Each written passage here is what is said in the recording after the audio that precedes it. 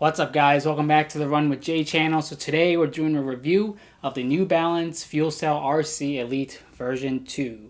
So last year's version was a big hit. It was an interesting shoe. It probably has one of the squishiest foam I've ever tried on in a racing shoe. So today we're going to take a look at this year's version to see if anything has changed or if this year is better or worse than last year, and to see if this shoe has what it takes to be in the ranks of the top marathon racing shoe category.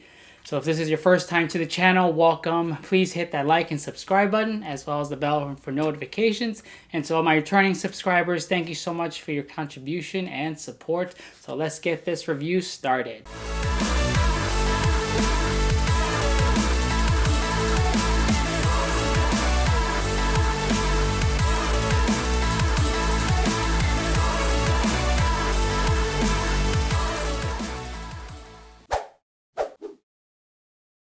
So let's first start out with the specs as usual. So this shoe was released in May of 2021. The price of the shoe is $225, so same as last year. And it fits in that category between the 250s and 275s and the 200s from brands like Saucony and the higher priced Nike shoes. So kind of just right in there in the middle, to give you that competition for Nike. Weight-wise, the shoe is a little bit heavier actually compared to last year's version at size 9 or at 6.9 ounces. This year, size 9 is going to be 7.8 ounces, so almost a full ounce heavier, probably because of the more foam that they put in this year's model. You can tell by the two shoes comparison, the heel stack is a lot higher this year compared to last year. Offset is pretty much the same in 10 millimeters compared to last year. However, like I said, the heel stack is a little bit higher this year. So New Balance almost went up to the full, max legal millimeter range, which is 40. And the shoe is about 39 millimeters in the heel and 29 millimeters in the forefoot. So this shoe is made of a few important components. So you have the breathable knit upper this year, a lot of holes, super breathable, very comfortable. No issues with that. The tongue is very thin. There's pretty much no padding on it. So, if you lace your laces too tight, you might have some pain on the top of your laces. So the midsole, again, similar to last year's, the FuelCell foam, which is the bread and butter of the shoe. Pretty much the same compared to last year. This year is a little bit more higher. They added more foam. So it's a little bit higher stacked. But the feeling of the foam is very similar. I think this year it's actually a little bit more stable compared to last year's model. But then the outsole is different from last year as well. So this year's outsole, you got that rubber on the top as well as the rubber on the sides. And then the rest is exposed foam. And you can actually see the full-length carbon fiber plate in the middle on the bottom of the shoe, which is pretty cool. So compared to last year's model, the shoe silhouette looks very similar. However, I'm really liking the new purple color. I think this is a hot color and it looks very different compared to your other shoes out there. Also, the thicker FuelCell foam compared to last year makes it a little bit more stable and also feels more bouncy and springier. But I feel like it's a little, compared to last year's model, that shoe was a little bit too unstable. But you might have some issues with turns in this shoe as well, similar to last year's. So it's not very good in terms of turning, but not a huge deal out there. The upper is all very similar compared to last year's as well. Laces pretty much in the tongue very similar. So I guess the biggest difference between this year and last year's model would be the higher stack height, which means more foam.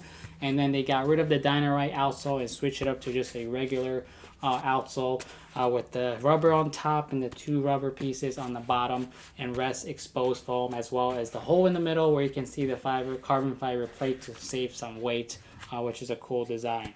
The weight, however, is a little bit heavier. That's probably attributed to the more foam that they added to this shoe. But overall, I really like the look of this year's version. It's very nice looking, very comfortable, also very breathable shoe.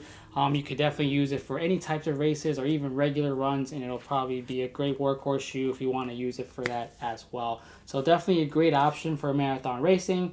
It's not like a Vaporfly or Metaspeed Sky or anything that's really meant for marathon racing, or even Adios Pro, but the RC Elite fits in the category well for someone who wants a shoe that could do a lot of things but is also very comfortable and who loves the feeling of the FuelCell foam that New Balance has. So first run in this shoe, as I was expecting the shoe to feel very similar to last year's version, which it does. However, like I said before, it's a little bit more stable. It offers great traction as well compared to last year, even though they had the Dynamite last year. It's very comfortable. It's got a lot of toe room in the top, the wide forefoot, so people, will appreciate the extra space up there. The tongue is nothing to brag about. Some people might have some pain with, tying the shoelaces too tight, but it's not really like a lockdown fit like you would get from like, Vaporfly or something like that. So there's I guess, ample space for your foot where you don't feel constricted like some of those like designated marathon racing shoes. So it's a very comfortable shoe.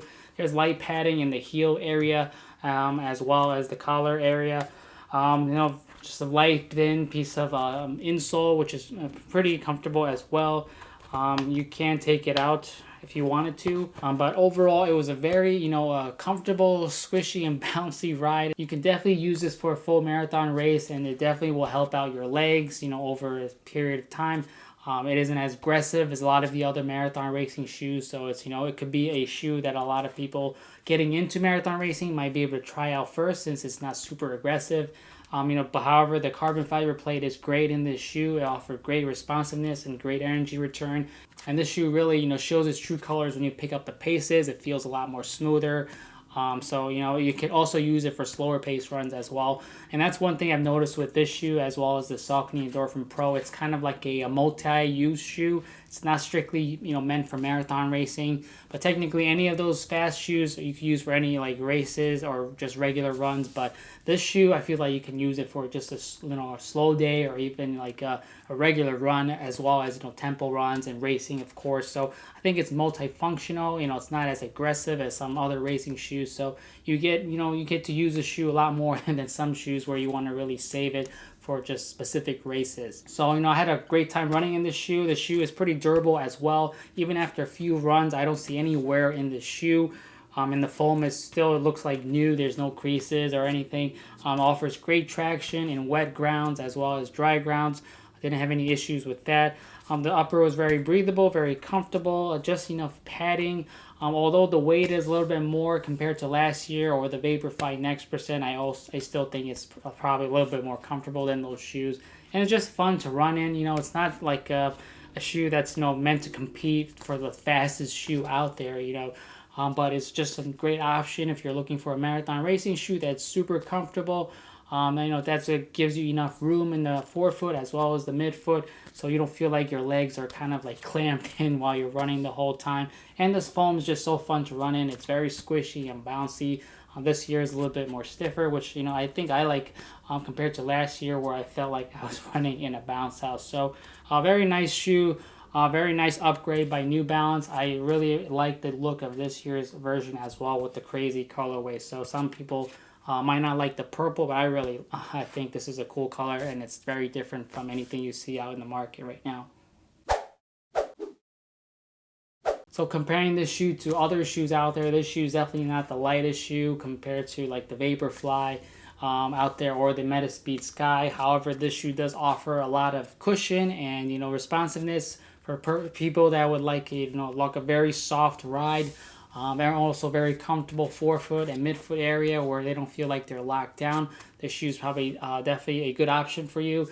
And you can also use it for regular runs or tempo runs or slow runs or anything you want to do actually in this shoe. And this shoe will be fine.